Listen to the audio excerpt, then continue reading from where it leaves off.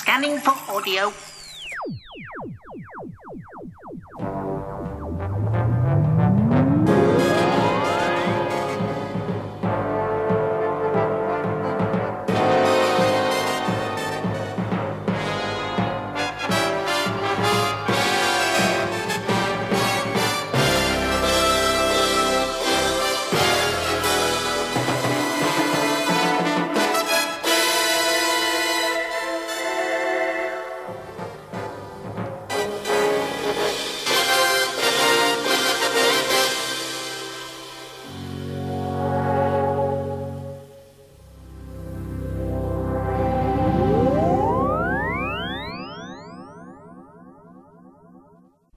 Welcome to another Tin Dog podcast. Yes, it's Blake 7 Summer and we're talking episode 2. Episode 1 was called The Way Back, and episode 2, which follows on immediately, is called Spacefall. Spacefall for no adequately explored reason. We left our heroes, or our hero and a collection of people he may have just met, on board the ship London, a converted freighter on its way to Cygnus Alpha, the penal colony. A place, a dumping ground for everyone. Yes, it's the everyday story of getting from A to B. Again, in the title sequence, you see that rather sleek, nice white spaceship, a ship you've not seen in the show. This would not happen in an American TV programme. Well, not these days. It would act as a spoiler. And the fact that it's called Blake's 7 and not something like Blake's Struggle or something like that, well, or even Rebellion, that just doesn't quite work. These people are bored. This is basically Group 4 security in space. Contracted to drop people off and then leave. You've got people who are past it or people on their way up. That's the sort of group you've got.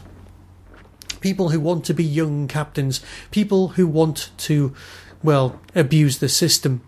It's a small spaceship that apparently has faster than light travel. Admittedly, when the faster-than-light travel kicks in, you see the smoke from the engines rise up in the studio, and that's something that I'm sure shouldn't have happened on everyone's watch. The way you get round that is by filming a model facing down so that then it doesn't matter. That's not important. These days, you would just use some computer program, and the models just wouldn't look quite as nice. So, I'm away from that. I said I'd not talk about the model work. But I can't help it because the Liberator's in this story. Sorry. Everyone's on board the ship, all of the characters. You get to meet someone called Kerr Avon, played by the incredible Paul Darrow. There are other characters turning up here and there, young people who you think, oh, they might be one of the 7 in the titles. You're trying to tick people off on the list and work out who's who. Where's everyone going? Because everyone's on their way to Cygnus Alpha. The plot fits into some very neat sections. You've got section 1, the recap, the fact that Blake is strapped into his seat. He's already kicked off about the fact that he's innocent and wants to go back to Earth, and he will return. Which is fair enough, and largely unlikely. This man now has a bone to pick. The ship basically is on its way, and then they see something on the monitors. People, of course, on an 8-month journey are bored. There's nothing to do and there's only 2 rooms, and the prisoners are basically left to themselves to fight it out and sort things out amongst themselves, which is not a very healthy approach and not a very good way of going on. There are seedy people in charge who get beaten up by Jenna, and good on her. Jenna has the potential to be a brilliant character, and indeed in the audio stories that is developed so much more, but here not so much. But again, I'm ahead of myself. Avon is revealed to be the 2nd greatest computer programmer, and also the person who obviously has slipped Terry Nation 20 quid in order to get the best lines. He's cynical, sarcastic, nasty, but then you've got Villa, my personal favourite. As a kid, I was growing up and I just loved Villa. He was brilliant, he was funny, and the best thing Villa ever does is in the last series of Blake 7, where he knows how to fix the engine, and he turns up drunk, and he tells everyone how to fix it, but he can't go outside and fix the engine because he's drunk, so everyone else has to go and do it. and what he's done is he's pretended to be drunk because he doesn't want to go outside because it's dangerous. Not so much a coward as someone who knows the realities and is cleverer than anyone else around. He is a lockpick and a thief, yes, but he's pretending to be drunk in order to survive. Perhaps it's not one of life's greater lessons. Perhaps I should have looked more favourably upon the heroes of the piece, someone struggling against society in order to win through. But the one I latched onto as a kid, the one who I wanted to emulate, was the thief who was into self-preservation. And of course, he is that wonderful thing, the funny one. So you've got Villa, you've got Jen, and there's a big bloke at the back called Gan, who is clearly the muscle.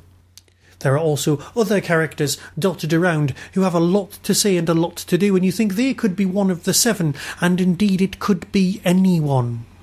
The 7 may not even turn up. And if Blake has 7, does that mean he needs 7 more people, or is it him and 6 others? That I never ever figured out. And then they come across on their monitors a battle going on. Now, at this point, you're under the impression that the Federation rule everything, that the Federation are basically just a collection of Earth colonies, a lot like, say, the planets in Firefly. There are no aliens out there. And the fact that there's a war going on that they want nothing to do with either means that they suspect that it's some sort of massive Federation training exercise that's a secret, or something else involving aliens and they just don't want anything to do with them. It's an odd reaction, but it's the reaction that we see on screen. Eventually, one of the blops on the screen, very nicely animated as well, manages to just float derelict in space. And they decide to board it, to create some sort of cash thing. This is the first mention of major money. But, as you know, this is Group 4 in space, a security firm hired to drop people off, and they'll get paid the same whether they drop people off or not. It's the logs that would need to be faked, and of course Avon has a whole subplot where this might happen. Rebellion is only happening on board ship because there's nothing else to do, and they want to seize control of the ship and, well, turn it around and go back to Earth and be heroes, or just be free. So the subplot of trying to escape happens whether you like it or not. But it's this other derelict spaceship that is much better. They pull up alongside this gigantic, white, sleek, gorgeous spaceship. Yes, it's got swept things and it's white, just like the Enterprise. But unlike the Enterprise, it's got 3 prongs. And yes, everyone, when they looked at the model, thought it flew the other way, and the green glowy thing at the back, which we'll just call the engine room, well, that was the front.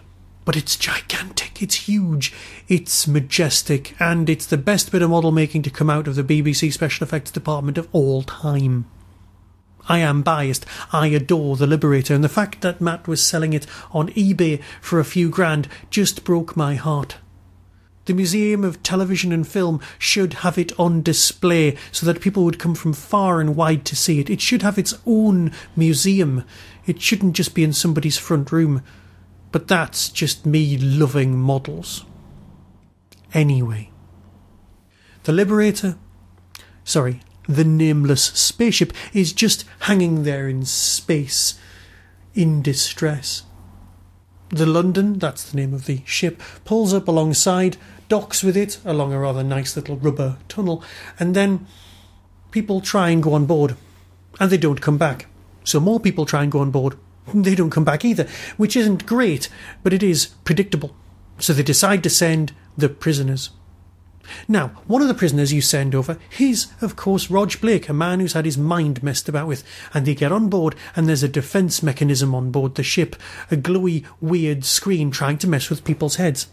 Blake's head has been messed with so many times that he can spot this coming a mile off, and that rocks as a bit of storytelling. He manages to save Jenna and Avon, and then there's a standoff, because everybody else is dead. And the Liberator, well, that decides to pull away. Blake's 2 are free. There aren't 7 of them.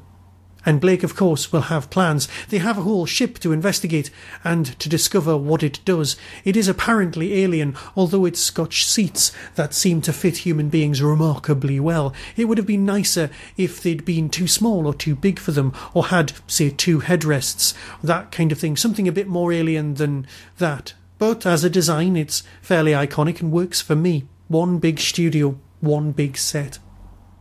There is a strange computer, but that will come to another time, because that's for the next episode.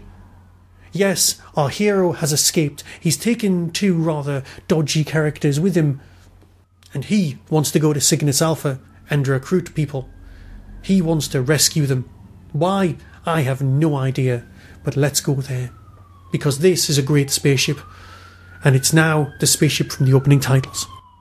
So thank you for joining me on this trip round Blake 7, and I'll speak to you soon about episode 3. Spacefall, an episode named for no apparent reason, works. Yes, there's a very dodgy, wibbly bit of model work where somebody falls into space, but what would somebody look like when they fall into space other than a spinny little action man figure? So I'm bidding you farewell, and I'll speak to you very soon about Doctor Who or Blake 7. Enjoy your summer. Be seeing you.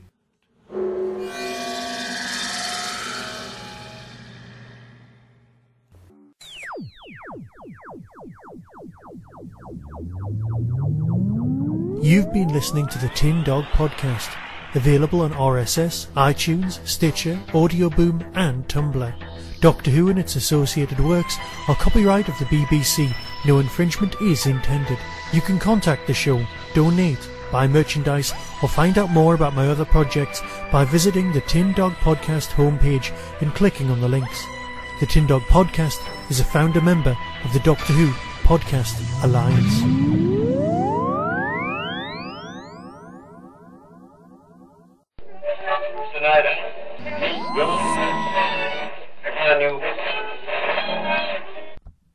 On the 5th of September 2015, Hooverville will return.